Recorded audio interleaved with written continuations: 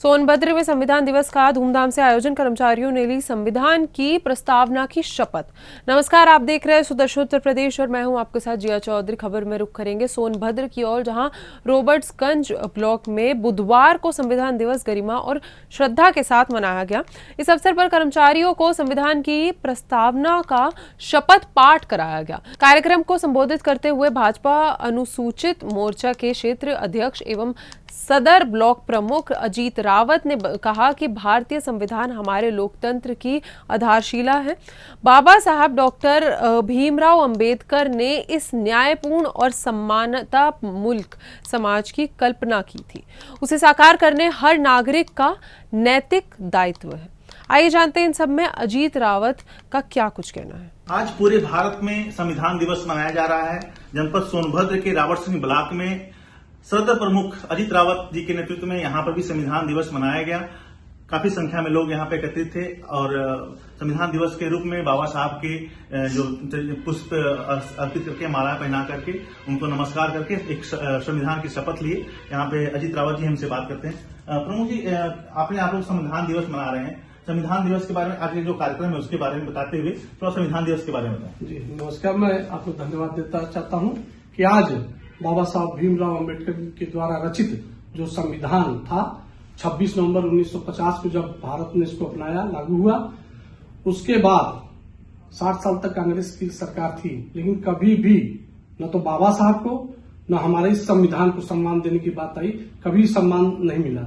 लेकिन 2014 के बाद हमारे देश के यशस्वी प्रधानमंत्री नरेंद्र मोदी जी जब आए 2015 में, उन्होंने संविधान दिवस मनाने का काम किया और इसके लिए एक स्पेशल तारीख 26 नवंबर फिक्स हुई कि 26 नवंबर को ही संविधान दिवस पूरे भारत में एक साथ मनाया जाएगा और आज मनाया जा रहा।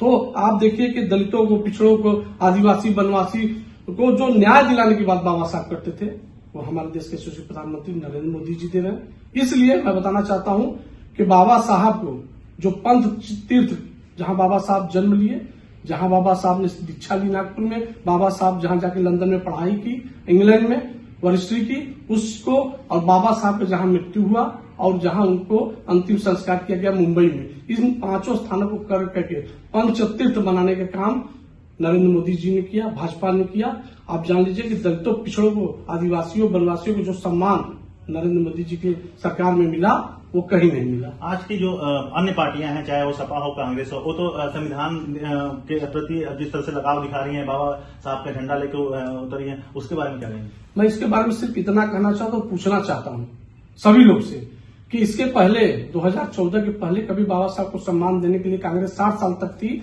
न तो बाबा साहब को भारत रत्न दी, न संविधान दिवस मनाया, न बाबा साहब के किसी स्थान को धरोहर या ऐतिहासिक स्थल बनाने का काम किया हो तो बता दे। आज तक कभी नहीं किया। तो 26 बताते चले कि 26 नवंबर 1949 को भारत के द्वारा संविधान को अपनाया गया था और इसको 26 जनवरी 1950 को लागू किया गया था। लेकिन 2015 में मोदी सरकार के द्वारा 26 नवंबर 1949 को जो संविधान को अपनाया गया था, तो 26 नवंबर को संविधान दिवस मनाने की एक परिकल्पना की गई थी। लोगों को इसके लिए जागरूक किया गया था और ये बताया गया था कि लोगों को संविधान के प्रति जो समान अधिकार दिया जाता है, उसके प्रति लोगों को जागरूक किया जाए। कैमरामैन प्रसन्न के साथ राजेश सिंह, सुदर्शन न्यूज, सोनभद्र।